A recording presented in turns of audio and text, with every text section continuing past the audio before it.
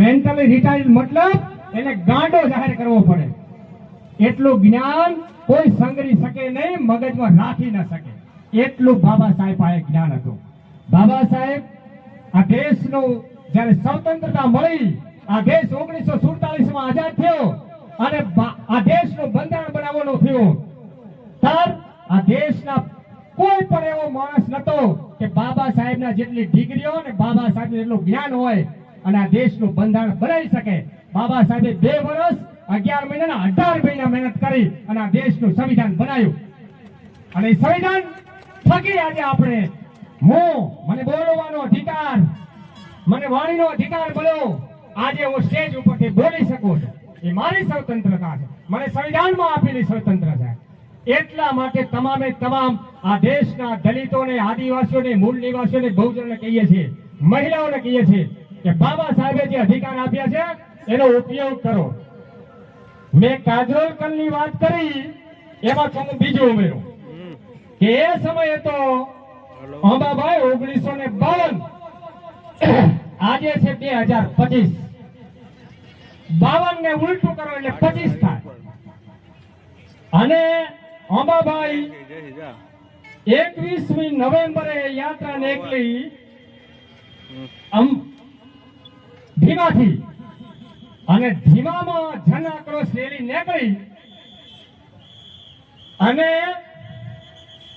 આપણા જિજ્ઞેશભાઈએ એક મુદ્દો એમની પાસે આવ્યો ને ઉઠાયો.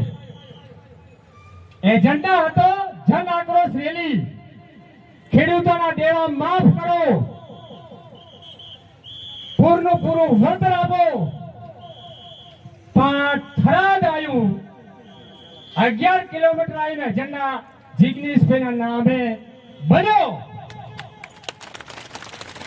આ દેશની, આ ગુજરાતના ડ્રગ્સ અને દારૂ ઉપર પ્રતિબંધ હોવા છતાં આ ગુજરાતમાં, શિવનગરમાં, થરાદમાં, પૂરા ગુજરાતમાં ડ્રગ્સ અને દારૂ મળે છે. એ એજન્ડા પૂરા સોશિયલ મીડિયામાં, તમામ ઇલેક્ટ્રોનિક મીડિયામાં, તમામ પ્રેસ મીડિયામાં હેડ્યું અને આજે પણ ચાલુ છે. એટલે 1952માં એજન્ડા નક્કી કરવાની તાકાત પાર્ટીની હતી. આજે અમારી તાકાત છે કે અમે એજન્ડા નક્કી કરીએ. એજન્ડા અમે નક્કી કરીએ અને ગુજરાત પણ એનું સમર્થન કરે. એના માટે તમામે તમામ 6.5 કરોડ જનતાનો હું દિલથી ક્રાંતિકારી જય ભીમ સાથે આભાર માનું છું. જિગ્નેશભાઈ આજે નથી ને કે મારે કેવું હતું, કદાચ આ વિડીયો મારફતે આપણે છે કે આ ગુજરાતની પૂરા દેશમાં ભક્તો ખૂબ છે. ગુજરાત નહીં, પૂરા દેશમાં અંધ ભક્તો ખૂબ છે. અને મેં એક પોસ્ટ જોયેલી સોશિયલ મીડિયામાં કે આવી ખાલી પ્લાસ્ટિકની ખુરશીને એક ઘોડો બાંધે અને ઘોડો એમ માની લે કે મને ખુરશીએ બાંધેલો છે, મારે હલવાનું નથી.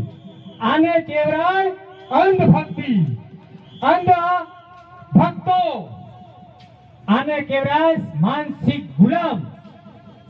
પણ જિગ્નેશભાઈએ એક ઘોડાના પગમાં 21 તારીખે ફટાકડો ફોડ્યો. હવે તમે માની લો કે આપણે ઘોડાના પગમાં ફટાકડો ફોડો તો એ ખુરશીનું શું થાય? અને ઘોડો ભડક્યો. એવા ગુજરાતમાં ઘોડા ભડક્યા, કોક નવેડામાં બેઠા અને અમુક તો મેદાનમાં પણ આયા. એટલે અમે જોયું કે આ ગુજરાતની પરિસ્થિતિ બહુ ખરાબ હાલતમાં થઈ રહી છે. પૂરા દેશમાં ભૂખમરી, બેરોજગારી, ભ્રષ્ટાચાર, આ સામે આપણે લડવાનું છે. એટલા માટે હમણાં સોશિયલ મીડિયામાં બીજું કોઈ નહીં, પણ આ દેશનો રૂપિયો નીચો આવ્યો એની વાત થાય છે. 2013માં મનમોહનસિંહ સરકાર વખતે ખાલી 12 પોઈન્ટ રૂપિયો નીચો આવ્યો હતો, ત્યારે આખા દેશમાં મોદી કાકાએ હાહાકાર મચાવી દીધો હતો. આજે 28 પોઈન્ટ નીચો છે. મોદી કાકા નથી બોલતા કે કોઈ મીડિયા વાળા નથી બોલતા, જે પ્રેસની ઇલેક્ટ્રોનિક મીડિયા વાળા. તો આ પરિસ્થિતિ નિર્માણ થઈ છે અને બિહારની ચૂંટણી લડવા માટે મોદી કાકા અને અમિત શાહે દરેક મહિલાઓના ખાતામાં 10,000 રૂપિયા નાખ્યા અને 10 દિવસમાં દરેક મહિલાના ખાતામાં 10,000 રૂપિયા આવ્યા અને 30,000 કરોડનું પેકેજ જાહેર કર્યું. અને હોય ગુજરાતમાં પૂર આવ્યું, ગામોના ગામો તણાઈ ગયા, લોકો ઘરવખરી વગર થઈ ગયા, જેનો પાક નિષ્ફળ થઈ ગયો.